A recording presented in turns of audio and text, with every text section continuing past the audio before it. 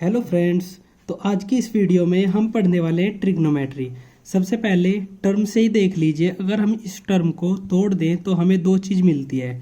ट्रिगोन मतलब ट्राइंगल और मेट्री का मतलब होता है ज्योमेट्री। तो इन दो चीज़ से मिलकर हमारा ये टॉपिक बनता है मैथमेटिक्स में, जिसको हम बोलते हैं ट्रिग्नोमेट्री। तो चलिए आज बेसिक से स्टार्ट करते हैं। पहले हम ट्राइंगल को डिस्कस करेंगे, उसके बाद हम इसके अंदर ज्योमेट्री को डिस्कस करेंगे और फिर समझेंगे कि इसका यूज़ कहाँ पर होता है। अब देखिए, सबसे पहले हम ट्राइंगल देखते हैं। तो जो ट्रिग्नोमेट्री होती है उसमें हमारा ट्राइंगल यूज़ होता है, वो होता है राइट एंगल ट्राइंगल। आप ये चीज़ हमेशा याद रखिए। तो मैं यहाँ पर लिख देता हूँ राइट एंगल ट्राइंगल। ये ट्राइंगल हमारा इसमें यूज़ होगा, ठीक है। अब सपोज करिए ये एक मैंने राइट एंगल ट्राइंगल बना दिया, ठीक है। अब देखिए 90 डिग्री एंगल ये हो गया, ए बी एंड सी। अब देखिए, अगर आपने पाइथागोरस थ्योरम अभी तक नहीं पढ़ी तो आप आई बटन पे क्लिक करके सबसे पहले पाइथागोरस थ्योरम पढ़िए, क्योंकि उसका यूज़ यहाँ पर होने वाला है। अब देखिए, आपको पता होगा 90 डिग्री के सामने वाला एंगल, सामने वाली जो साइड होती है उसको हम बोलते हैं हाइपोटेनियस, यानी कि कर्ण हिंदी में। और जो हमारा बेस होता है, जो ये नीचे वाली साइड है, अगर हम इस ट्राइंगल को सपोज करिए इस साइड से देख रहे हैं, यहाँ से देख रहे हैं हम, तो हमारा बेस जो हो जाएगा ये साइड हो जाएगी बी सी। तो यानी कि बी यहाँ पर हमारा ये बेस हो गया, इसको हम बोलते हैं आधार। तो यहाँ पर मैं लिख देता हूँ आधार। और उसी तरह ये वाली जो होती है हमारी हाइट होती है, तो हाइट को हम क्या बोलते हैं, परपेंडिकुलर, यानी कि लंब। इसको हम लिख देंगे लंब। अब देखिए पाइथागोरस थ्योरम क्या बोलती है। पाइथागोरस थ्योरम बोलती है कि हाइपोटेनियस का स्क्वायर इक्वल होता है बेस का स्क्वायर प्लस परपेंडिकुलर का स्क्वायर। ये हमारी पाइथागोरस थ्योरम है, ठीक है। इसको हम क्या लिख सकते हैं, h equals to under root B square plus P square. अब देखिए, हम बात करते हैं ट्रिग्नोमेट्री की। ट्रिग्नोमेट्री के अंदर 3 एजम्पशंस करी गई थी और उससे ही पूरी ट्रिग्नोमेट्री में उन्हीं 3 एजम्पशन का यूज़ किया जाता है। अब देखिए, मैं आपको वो तीनों एजम्पशन करा देता हूँ। तो हम यहाँ पर 3 एजम्पशंस का इनको अच्छे से एक बार पढ़ लेते हैं, ठीक है।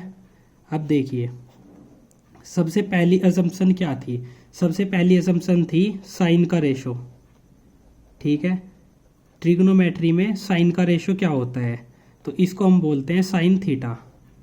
अब देखिए, अगर हम इस ट्राइंगल को इधर से देख रहे हैं तो ये जो एंगल हो जाएगा, ये एंगल हो जाएगा हमारा थीटा, ठीक है।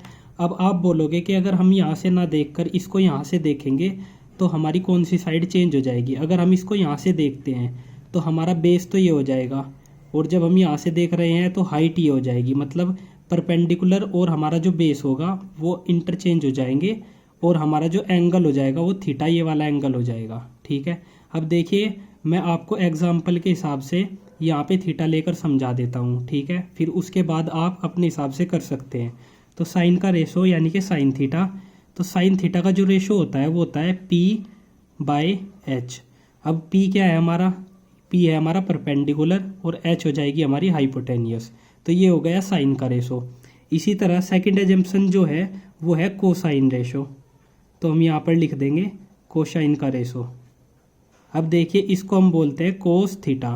अब ये कोस थीटा किस चीज़ के इक्वल होता है, ये होता है बी बाई एच के इक्वल।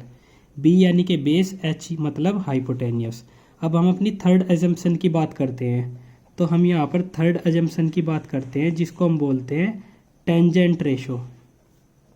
ये हो गया टेंजेंट रेशो, यानी कि टेन थीटा। अब टेन थीटा की वैल्यू क्या होती है, जब हमने टेन थीटा की वैल्यू का रेशो निकाला तो हमें मिला P बाई बी, यानी कि परपेंडिकुलर डिवाइड बाय बेस। ये हो गया टेन थीटा।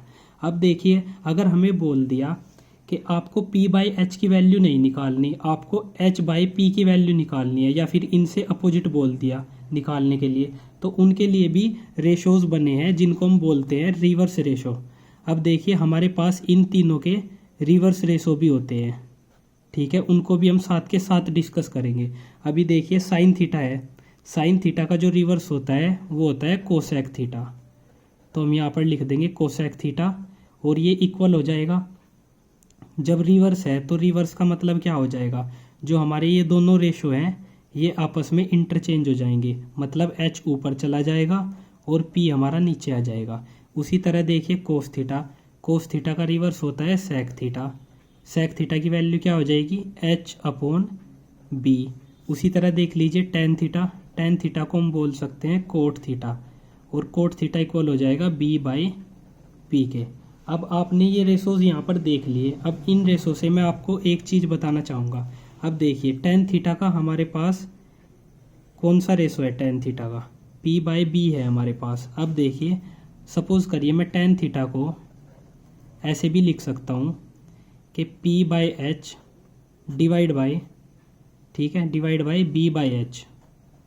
अब देखिए h से तो h कट जाएगा, तो हमें क्या मिल जाएगा, h से h कटने पर हमें क्या मिल जाएगा, हमें यहाँ पर मिल जाएगा p/b यानी कि टेन थीटा मिल जाएगा। अब आप देखिए ये जो ऊपर वाला है ये किस चीज़ का रेशो है, p/h यानी कि साइन थीटा का रेशो है, ठीक है, ये हो गया साइन थीटा। और उसी तरह ये जो हमारा नीचे वाला है b/h ये हो जाएगा हमारा कोस थीटा के इक्वल। तो यहाँ पर हम लिख देते हैं कोस थीटा, यानी कि हम इससे वैल्यू निकाल सकते हैं कि टेन थीटा इक्वल हो जाएगा हमारा sine theta divide by cos theta. तो ये जो हमारा फॉर्मूला आया है, जो आप ट्रिग्नोमेट्री में फॉर्मूला पढ़ते हैं, वो फॉर्मूला हमारा यहाँ से आया है। उसी तरह अगर हम कोट थीटा को भी बनाएंगे तो कोट थीटा क्या होता है, टेन थीटा का अपोजिट, यानी कि ये हो जाएगा cos theta divide by sine theta, यानी कि रिवर्स हो जाएगा। तो आप इन दो फॉर्मूलाज को याद रखिए। अब बात करते हैं कि इनको याद कैसे किया जाए। ये जो हमने रेशो निकाले हैं इनको याद कैसे किया जाए। तो देखिए रेशो को याद कैसे करना है। अब देखिए पहला रेशो साइन थीटा का था, यानी कि p/h आप ऐसे लिख दीजिए। दूसरे वाला कोस थीटा का है, यानी कि b/h आप ऐसे b/h लिख दीजिए। और थर्ड वाला था टेन थीटा का, यानी कि p/b, तो टेन थीटा का p/b लिख दीजिए। अब देखिए इनमें ऐसे आप लाइन खींच दीजिए।